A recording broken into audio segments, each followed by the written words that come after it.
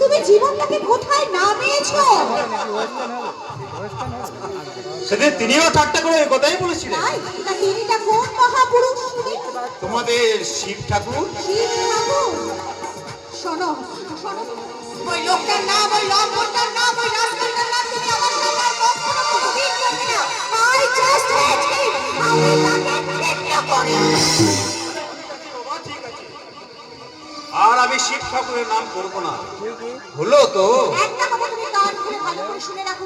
হ্যাঁ বলো। আমাকে যদি তোমার পেতে হয় তাহলে শিব ঠাকুরের নাম তোমাকে সারাটা জীবনের জন্য ভুলতে হবে। কখনো না। এই মাতা লম্পট লোফারটাকে আমি এমন শিক্ষা দেব, এক্ষুনি করে নাম। দাদা কি হয়েছে? দাদা কি হয়েছে? খুন খুন?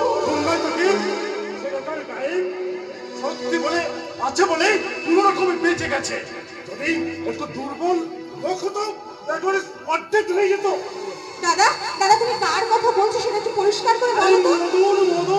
মদন আসলের দোকানের কর্মচারী, তার মাথাটা একেবারে ফাটিয়ে দিয়েছে। কি সেই মাথার লম্পট শিব ঠাকুর। মদন বেচারা